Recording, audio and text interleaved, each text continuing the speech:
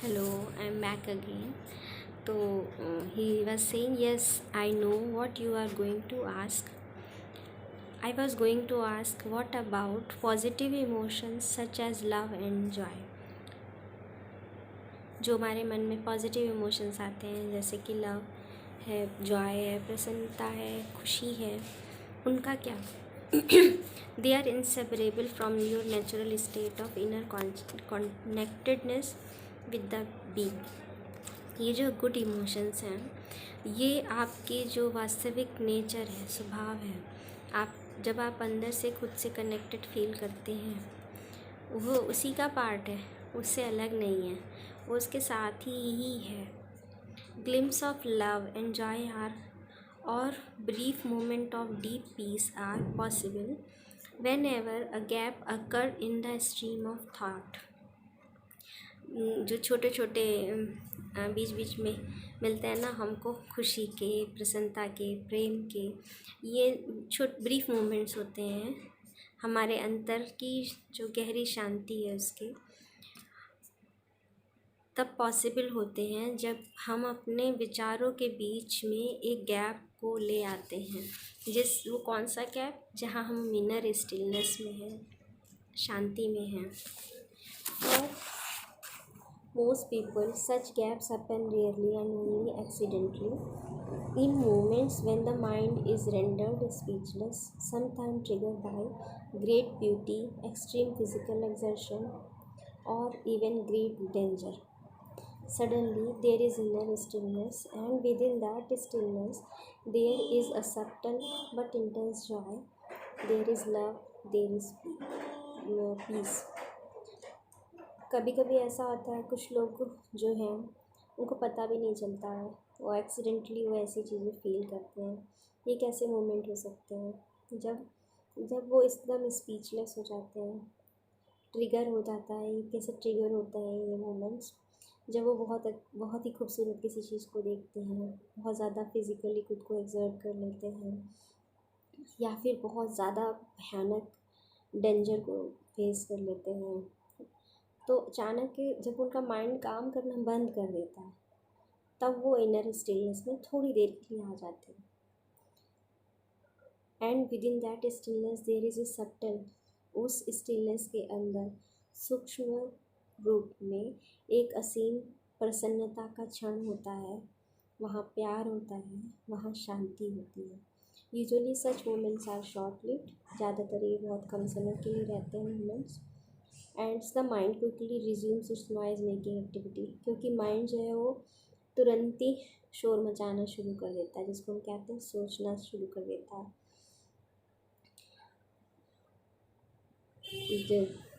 Karl love, joy and peace can not flourish until you have freed yourself from mind dominance.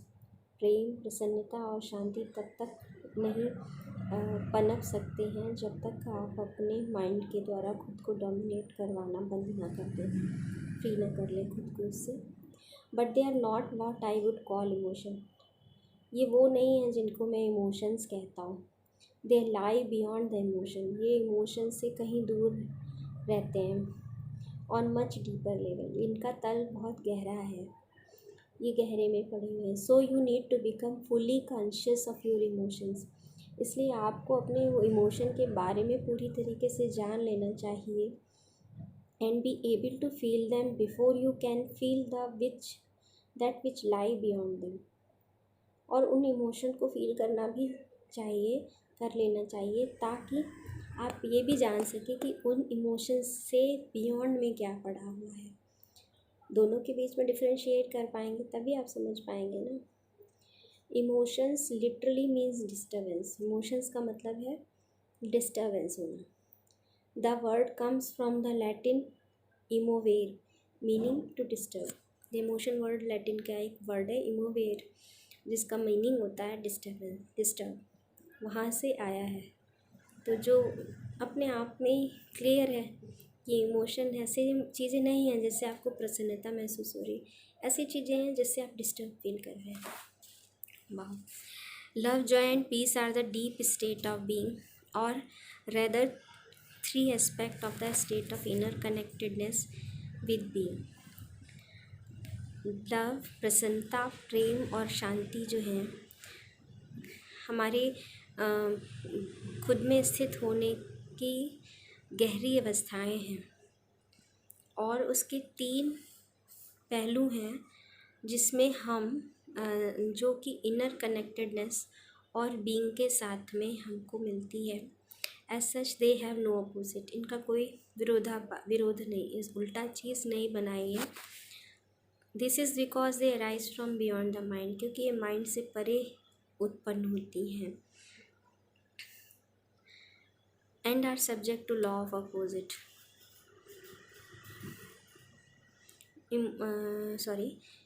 क्योंकि ये mind के से भी अलग ही इनका उत्पत्ति है। जो इमोशंस होते हैं वो जो हैं हमारे दो तरफा जो दिमाग है उसका उत्पत्ति है, तो वहाँ पे अपोजिट्स हो सकते हैं, लेकिन इन इमोशंस में कोई इनका अपोजिशन नहीं है। This simple means that you can not have good without bad. So, the unintelligent, enlightened and mind-identified condition, what is sometimes wrongly called joy, is usually short-lived pleasure side of the continuous alternating pain-pleasure cycle. तो जो लोग इस ज्ञान को नहीं जानते हैं, वो जिनका माइंड अनलाइटेड है, वो और जो कि अपने माइंड से आइडेंटिफाइड हो रहे हैं, ऐसे लोग ज़्यादातर ऐसी बातें कर सकते हैं कि जो प्रसन्नता है वो थोड़े समय के लिए रहती है, और ये जो है उसका एक पहलू है जहाँ पे हम द प्लेन और प्लीज़र में अल्टरनेट साइकिल चलती रहती है कि ना सुख परमानेंट है ना दुख परमानेंट है। ऐसी बातें जो चलती है ना कि जहाँ सुख है वहाँ दुख तो होगा ही, लेकिन ऐसा कुछ नहीं है। जो सुख है वो अल्टीमेट है, उसका कोई अपोजिट है ही नहीं, वो जस्ट है। एक सेकेंड में आती हूँ। Pleasure is always derived from something outside you, whereas joy arises from within. जो प्रसन्नता प्लीज़र है हमेशा आपके बाहर से उत्पन्न होता है, और प्रसन्न जो खुशी है, इनर प्रसन्नता है, वो अंदर से आती है। प्लीज़र थोड़ी देर के लिए है और जॉय एक इनर प्लेस है। The very thing that give you pleasure today will give you pain tomorrow, और it will leave you, so its absence will give you pain. जो चीज़ अभी आपको प्रसन्नता प्लीज़र दे रहा है, थोड़ी देर के लिए सुख दे रहा है, वो कल को आपको दर्द दे सकता है, या ये चीज़ टेम्परेरी आपको छोड़ सकती है, और अगर ये नहीं मिलेगी तो आप पेन फील करोगे। अस्थायी है। And what is often referred to as love may be pleasurable and excitable for a while, but it is an addictive clinging an extremely needy condition that can turn into its opposite at flick of switch। जो चीज़ अब जिसको अभी आप प्यार कह रहे हैं, ये आपको टेम्परेरीली तो बहुत खुशी दे रही है, और वो एक नशे की तरीके है जिसमें आप उसके साथ में क्लिंग कर जा रहे हो, और बहुत ज़्यादा ज़रूरतमंद की अवस्था में हो, क्योंकि आप उससे कुछ मांग रहे हो।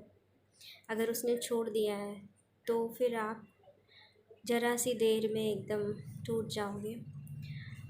Many love relationship after the initial euphoria has past actually oscillate between love and hate, attraction and attack. जो कि आजकल चल रहा है, जो टेम्परेरी रिलेशनशिप होती है ना, उसमें जब शुरुआत का आनंद ख़त्म हो जाता है तो वो नफ़रत और प्रेम के बीच में घूमते रहते हैं। अभी ठीक लग रहा है, अभी नहीं ठीक लग रहा है, कंप्लेन करते रहेंगे। तो ये जो सारा सुख और दुख की बात हो रही है ना, जिनको ज्ञान नहीं है वो सरफेस लेवल पे बात कर रहे हैं। तो जो रियल लव को समझ चुके हैं उनके लिए ये सारी चीज़ें असर नहीं डालती, क्योंकि ये जो लव है ये बहुत डीप वर्ड है। ये ऐसे सुपरफिशियल चीज़ों पे, जो इमोशंस हैं, जो गिव एंड टेक रिलेशनशिप है, इस पे डिपेंड नहीं होता है। Real love doesn't make you suffer, how could it. कैसे आपको सफ़र करवा सकता है। It doesn't suddenly turn into hate. ये नफ़रत में आपको अचानक से नफ़रत करना नहीं सिखा सकता। Nor does real joy turn into pain. जो रियल प्रसन्न खुशी है वो आपको दर्द में नहीं टर्न दे सकती। As I said even before you are enlightened. जैसे मैंने कहा कि आपको ज्ञान प्राप्त होने से पहले भी आप अगर आपको ज्ञान प्राप्त करना है, एनलाइटेड होना है, उससे पहले आपको अपने आप को अपने माइंड से फ्री करना पड़ेगा। You may gate glimpse of true Joy. उसमें आप छोटे छोटे ग्लिम्स यानी कि जैसे चमकते हुए हीरे होते हैं ना, वैसे आपको बीच बीच में जॉय, लव और इनर पीस दिखेगी, लेकिन अब बट वाइब्रेंटली अलाइव दिखती है। और उसमें आप का जो वाइब्रेशन लेवल है वो जनरल से हायर लेवल पे होगा, और उस समय आप बहुत ज़्यादा एनर्जी वाला फील करेंगे और एक अलग ही जीवनी शक्ति आपके अंदर आपको महसूस होगी। There are aspect of your true nature which is usually obscured by the mind. ये आपके वास्तविक स्वभाव की कुछ वो पहलू हैं जो कि आपके माइंड के द्वारा ढक दिए जाते हैं। Even with in normal addictive relationship, जहाँ पे हम एक दूसरे के एडिक्शन में होते हैं, नॉर्मल रिलेशनशिप में भी कुछ मोमेंट्स ऐसे आते हैं जिसमें आप प्रेजेंस पे मोड होते हैं, जहाँ आप जेन्यून होते हैं, जहाँ पे आप करप्शन उन भावों से में मलिन नहीं होते हैं। उस समय जब आप प्योर लव में को फील कर रहे होते हैं, तब आप उस इनर पीस को फील करते हैं। लेकिन वो सिर्फ छोटे छोटे ग्लिम्स ही होते हैं, क्योंकि उनको माइंड जो है दोबारा से आके बीच में परत डाल देता है। It may then seem that you had something very precious. तो आपको फील होगा कि आपके पास कुछ बहुत बेशकीमती था जो आपने खो दिया। और योर माइंड में convince you that it was all the illusion anyway. या फिर आपका माइंड आपको ये सोचने पे मजबूर कर देगा कि ये जो था, जो भी आपने सोचा था, सब कुछ एक भ्रम था, एंड आप इसको खो नहीं सकते, दैट वो सब कुछ एक भ्रम था। जबकि जो ट्रुथ, सच क्या है, वो सच में ये इल्यूज़न नहीं है और आप उसको खो नहीं सकते हैं। जस्ट उसके ऊपर एक कवरिंग उसने डाल दी है। ये आपके क्यों खो नहीं सकते? क्योंकि आपके नेचुरल बीइंग का पार्ट है which can be obscured, but जो कि ढका तो जा सकता है थोड़ी देर के लिए, लेकिन उसको विनाश नहीं किया जा सकता है।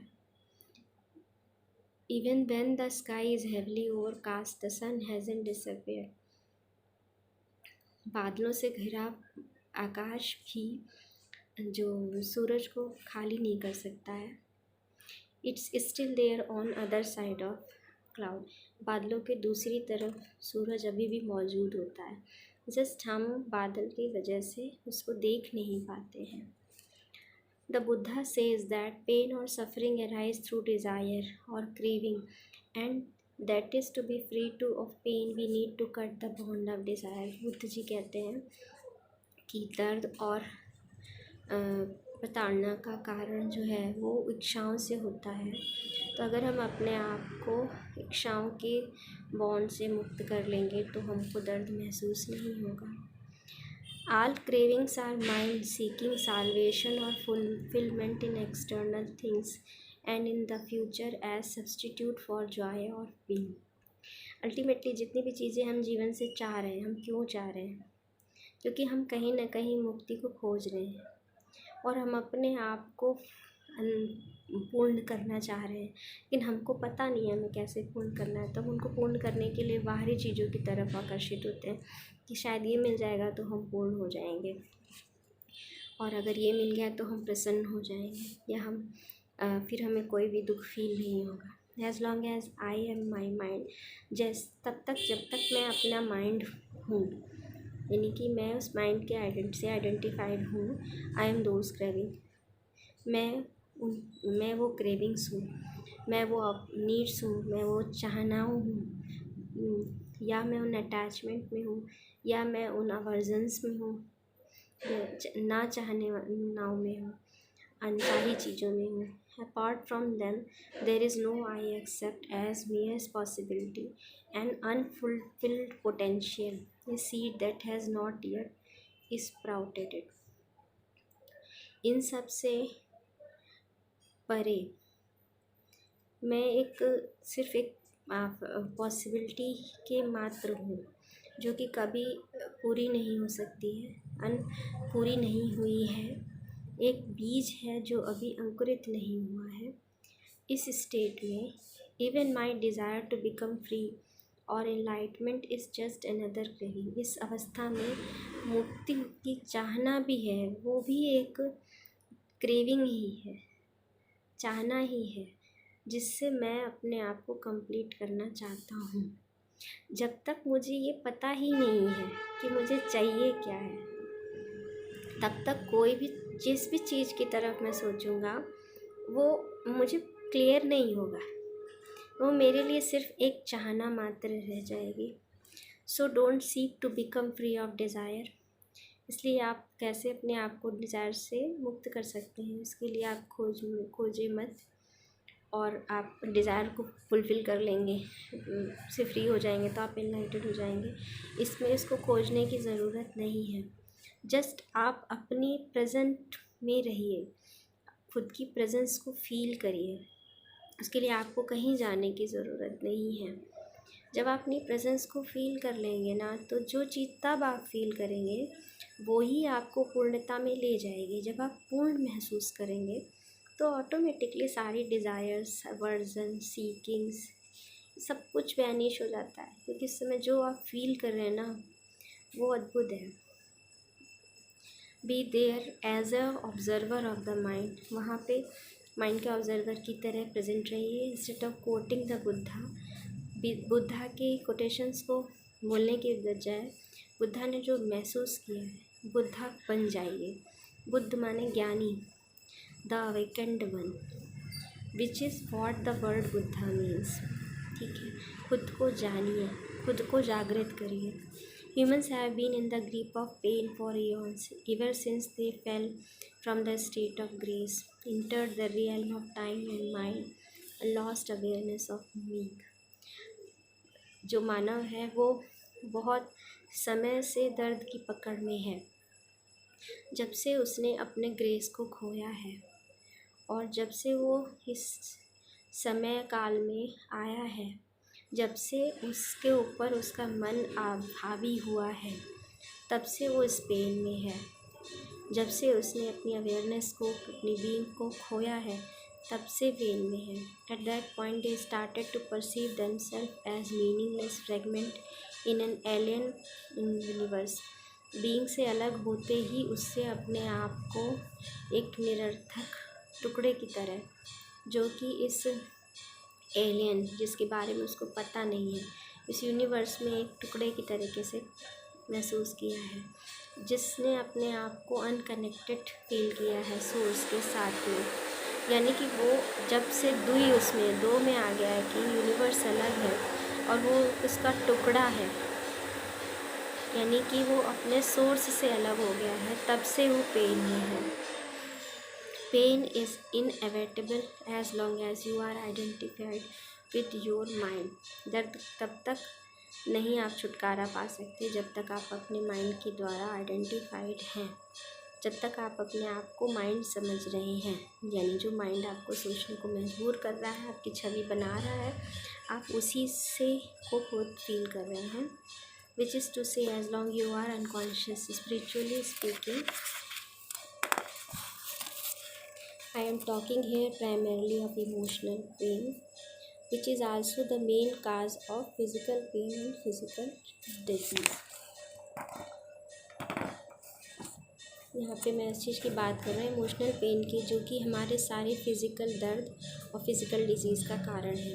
Resentment, hatred, self pity, guilt, anger, depression, jealousy and so on. जितने भी नेगेटिव इमोशंस हैं, नफ़रत, बदला लेने की चाह, जो ग्रजेस हैं, सेल्फ पिटी, गिल्ट, गुस्सा, डिप्रेशन, जलन, ये जितने भी हैं इमोशंस, ज़रा सा भी इरिटेशन, ये ही सब दर्द की डिफरेंट डिफरेंट फॉर्म्स हैं.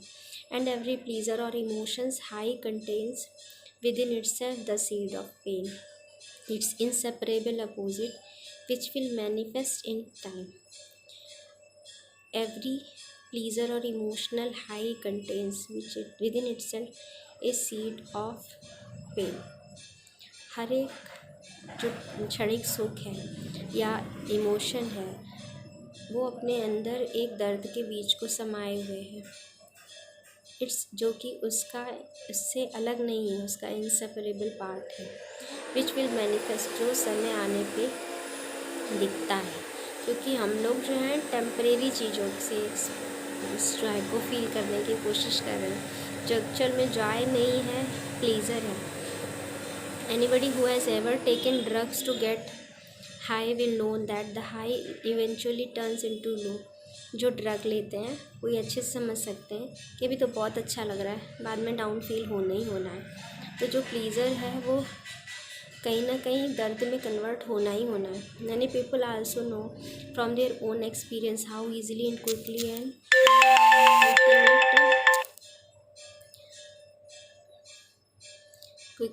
intimate relationship can turn from a source of pleasure into source of pain. Seen, क्योंकि एक अच्छे से अच्छा रिश्ता भी कैसे प्लीज़र से पेन में कन्वर्ट हो जाता है. Seen from high perspective both the negative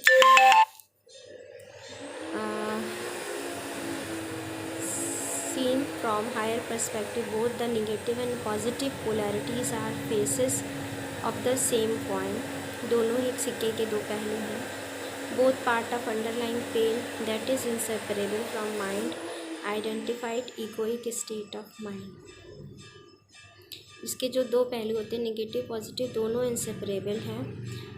जितनी भी चीज़ें माइंड से आइडेंटिफाइड होकर निकल रही हैं उनके सबके दो पहलू मिलेंगे. एक ही टाइम तो बहुत अच्छा फील कराएंगे, लेकिन बाद में अगर वो नहीं है या वो वैसा नहीं है जैसा होना चाहिए था तो उससे हमको फील होगा. There are 2 levels to your pen.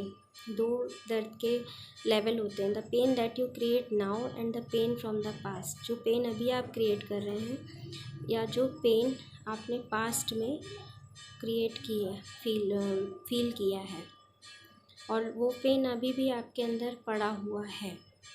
आपका शरीर भी अभी उस पेन को फील कर पा रहा है और आपका माइंड भी उसको फील कर पा रहा है. Ceasing to create pain in present and dissolving the past pain. Present में आप उस दर्द को क्रिएट करना बंद करें और पास्ट में जो आपने पेन झेला है उससे खुद को मुक्त करने की कोशिश करें. This is what I want to talk about now. यही है जिसके बारे में मैं अब बात करना चाहता हूँ. तो कुल मिला के वो ये कहना चाह रहे हैं कि आपने जो भी कुछ झेला है अभी तक उसको आप भूल जाइए और नया कुछ ऐसा मत बनाइए जिसमें आप अपने आप को उस पास्ट से इवेलुएट कर रहे हैं, क्योंकि फिर आप उस पेन से मुक्त नहीं हो सकते हैं. हर समय न्यू में रहिए, नाउ में रहिए एंड खुश रहिए. तो यहाँ पे हमारा चैप्टर 1 समाप्त होता है. फर्स्ट चैप्टर ख़त्म होता है. See you in the next video. Thank you so much. Good night.